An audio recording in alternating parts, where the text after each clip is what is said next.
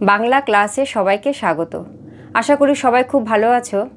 আজ আমি পশ্চিমবঙ্গ মধ্যশিক্ষা পর্ষদ অনুমোদিত ষষ্ঠ শ্রেণীর সাহিত্যমেলা বই থেকে কবি অমিয় চক্রবর্তীর লেখা পিঁপড়ে কবিতার বিষয়বস্তু আলোচনা করব। আলোচনাটি তোমরা মন দিয়ে প্রথম থেকে শেষ পর্যন্ত শোনো। আশা করছি কবিতাটি তোমাদের কাছে অনেক সহজ হয়ে যাবে।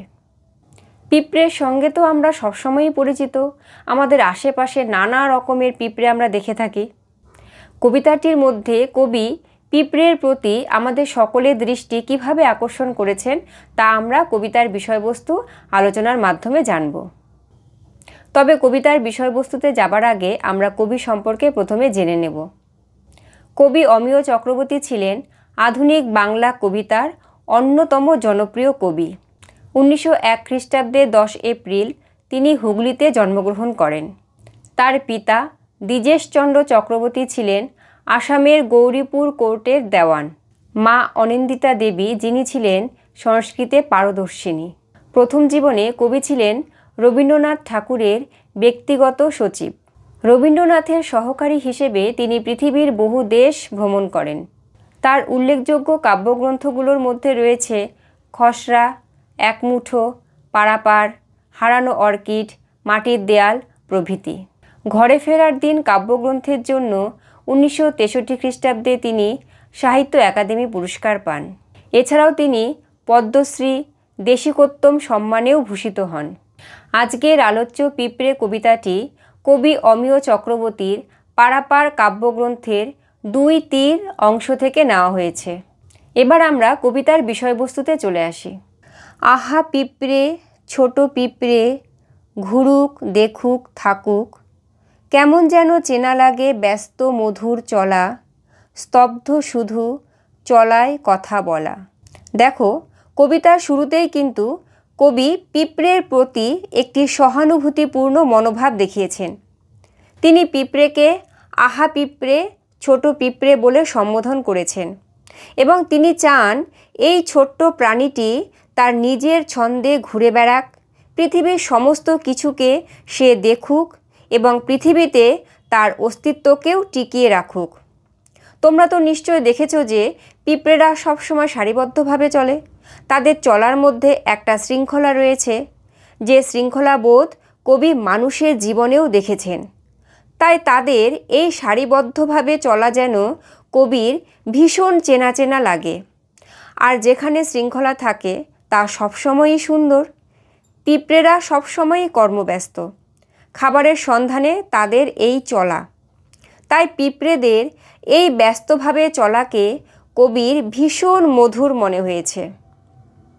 স্তব্ধ শুধু চলায় কথা বলা। পিঁপড়েরা তো মানুষের মতো কথা বলতে পারে না, তাদের তো কোনো ভাষা নেই, তাই তারা স্তব্ধ অর্থাৎ চুপচাপ। তাই এই চলার মধ্য দিয়েই যেন তাদের জীবনের সমস্ত ছন্দ, তাদের আনন্দ, কথা সব কিছুই প্রকাশ পায়। দেখবে পিঁপড়েরা যখন সারিবদ্ধভাবে চলে তখন তারা একে অপরের সঙ্গে সুরে সুরে স্পর্শ করে, মনে হয় যেন তারা কিছু কথা বলছে।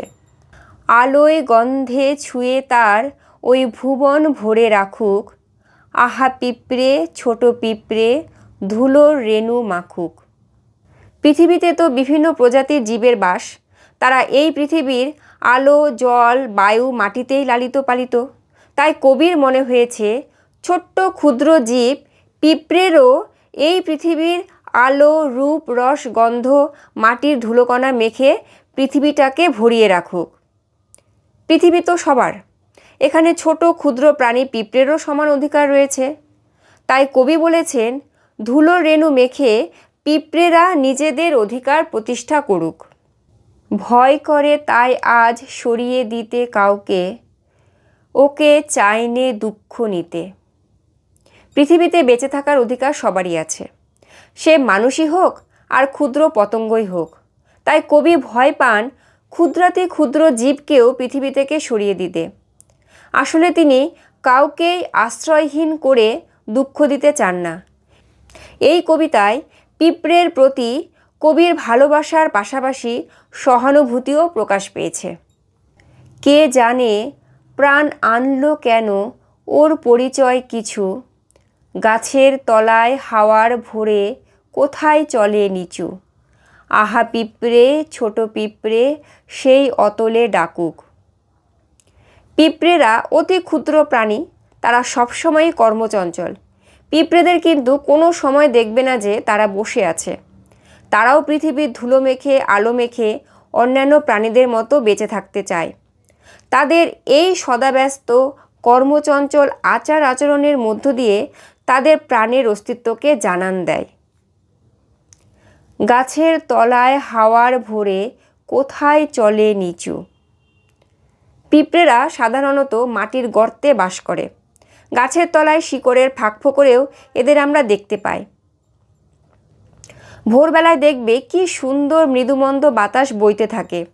সেই হাওয়া মেখে পিঁপড়েরা মাটির গর্তে প্রবেশ করে। সেই গর্তই হলো তাদের আশ্রয়স্থল। আহা পিঁপড়ে ছোট পিঁপড়ে সেই অতলে ডাকুক। অতল বলতে এখানে মাটির গভীরের কথা বলা হয়েছে। আসলে এই মাটি হলো ধরিত্রী মা, আর পিঁপড়েরা থাকে মাটির গর্তে।